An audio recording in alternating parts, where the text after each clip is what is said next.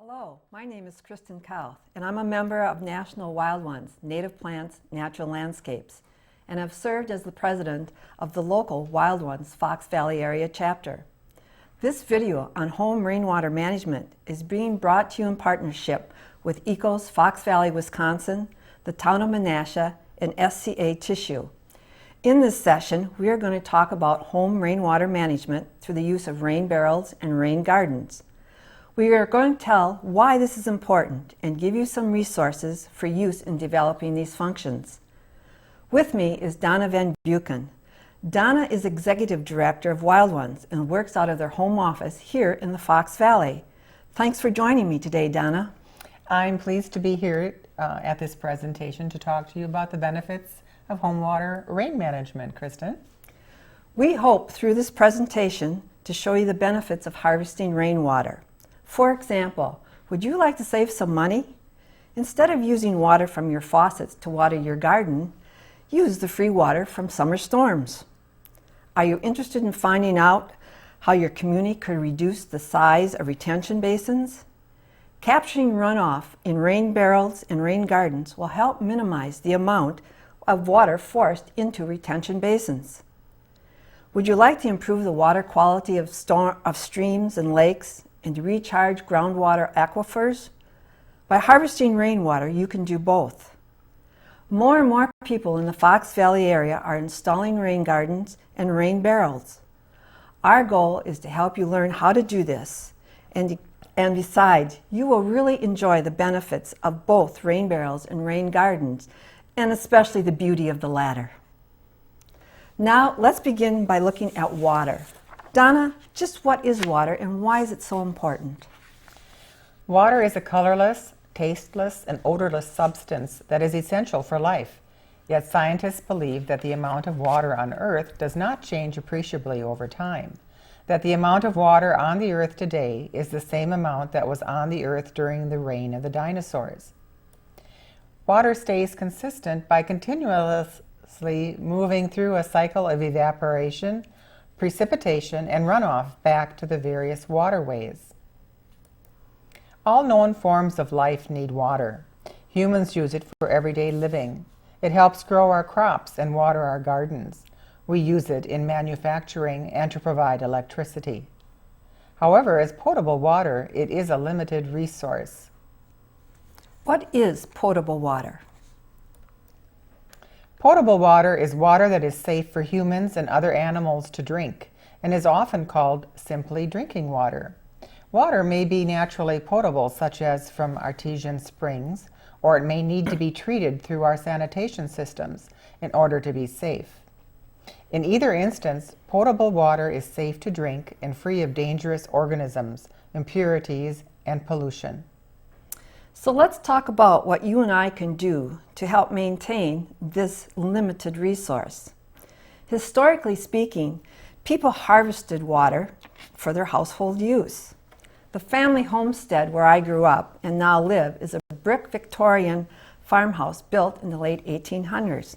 Like most old farmhouses, it has a large stone cistern or holding area in the basement where rainwater is collected. In early years, it probably had a zinc-lined dry sink in the kitchen. It was served by a hand pump that spouted what we called soft water.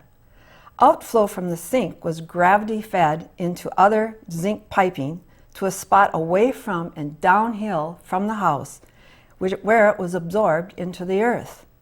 This water wasn't for drinking. There was well water for that. It was for washing. Today, we still use the cistern, but this time we use the rainwater to water the gardens. With urbanization, industrialization, and modern technology, society has shifted from depending on personal catchment systems to depending on mass plumbing systems to sustain daily life. The age-old practice of rain harvesting has been forgotten, and in its place, a modern infrastructure to transport water to urban and suburban locations. As urbanization advances, our natural sponges and filters like bogs and marshes, nature's filtration and infiltration areas continue to disappear. This loss interrupts the natural infiltration process of recharging our accessible freshwater supplies, and instead, the hard surfaces and pipes divert polluted runoff directly to our lakes, rivers, and streams. Some predict that fresh water will become the next oil in terms of being a necessary but limited resource. Despite living in the Midwest with all our freshwater lakes and rivers, we are faced with regional droughts, aquifer depletion, contamination, low water tables, and low lake levels. That brings us to the steps that we can take today to help conserve our water supply. The two that we will talk about are using a rain barrel and planting a rain garden. By installing a rain barrel, homeowners can start with the easiest and most efficient form of their home rainwater management system. A basic rain barrel system consists of 4 parts. Catchment, which is typically the roof, a conveyance, which is the downspout that directs the water. Storage tank is typically a 55-gallon drum, and distribution is usually by a spigot and a hose. You can make a rain barrel or buy one. Ready-made rain barrels can be pricey, from $60 to $150 plus shipping costs. Or you can sign up for a local rain barrel workshop and pay for the materials and get free instruction to build your own. For example, Wild Ones holds a make-your-own rain barrel workshop every April at the Wild Center. Or you can find a how-to webpage on the internet and try to construct one of your own. To capture more rainwater, you can join rain barrels together.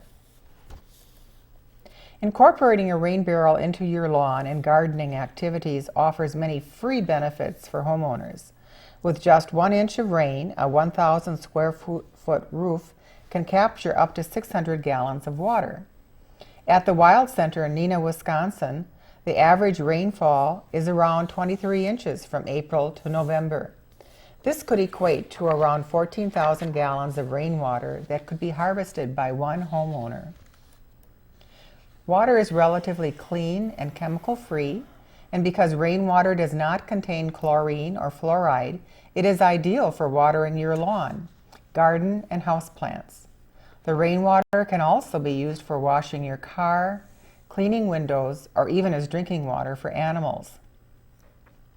In summary, rainwater that goes into our community storm sewer systems typically goes directly to our lakes and rivers. Rain barrels can help protect the environment by reducing stormwater runoff that otherwise would cause erosion and carry pollutants into our lakes and streams. Instead, by capturing and creating a slow release, you mimic the natural infiltration process of recharging the groundwater. Rain barrels can decrease the volume of water flowing in the municipal stormwater systems and also help reduce flooding in streams and basements and reduce the tax money earmarked for handling a stormwater.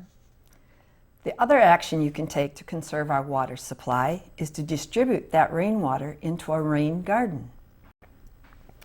In a natural landscape, rainwater spreads slowly across the landscape, soaking in as it goes, with only about 10% runoff.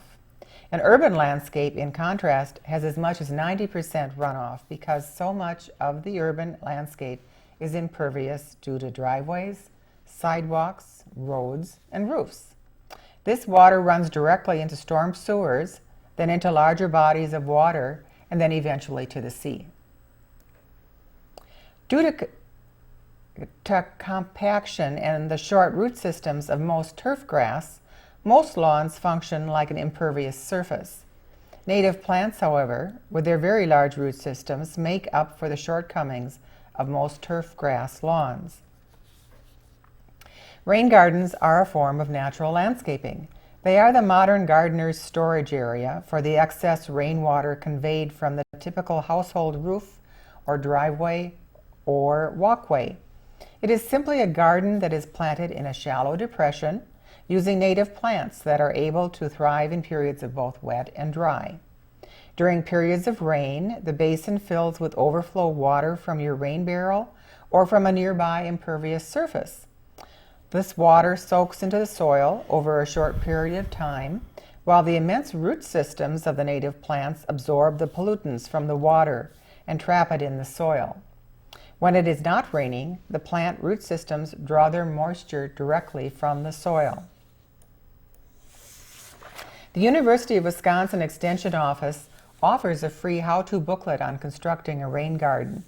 Pick one up at your nearest Extension office or order it online at learningstore.uwex.edu. By installing a rain garden, homeowners can participate in the most beautiful part of their personal water management program. Would you like to have birds, dragonflies, butterflies, and other wildlife visit your yard? Here are the basic steps for building a rain garden. Construct the garden at least 10 feet from the foundation of the house. Make it 150 to 300 square feet. Dig the basin 6 to 12 inches deep. Choose wet mesic native plants. Choose at least 6 different species of plants. Include native grasses and sedges. And enjoy. You can double up on the benefits of these systems by utilizing rain barrels along with rain gardens like the Wild Center in Neenah or the UW Extension offices in Appleton and Oshkosh. Feel free to stop in at the Wild Center in Neenah to view a variety of functioning rain barrels and a number of rain gardens which have been developed on the site.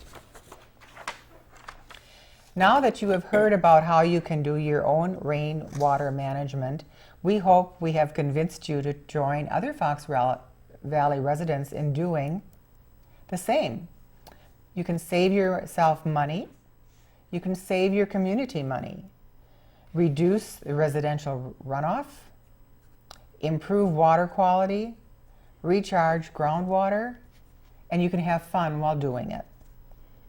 Here are some resources about rain barrels and rain gardens you may find helpful, or go to www.ecos-foxvalley.com.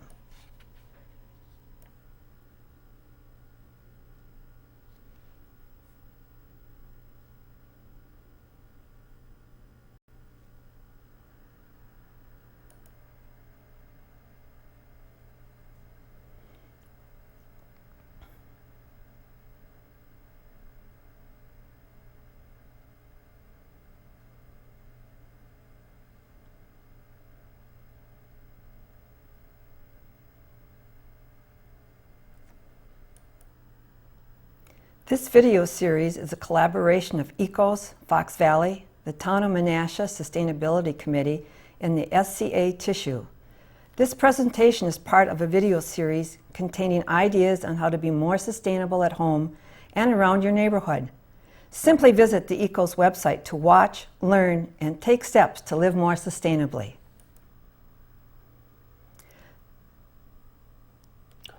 The online version of this presentation contains plant lists courtesy of Prairie Nursery in Westfield, Wisconsin, www.prairienursery.com, and Agricol Corp. in Evansville, Wisconsin, www.agricol.com.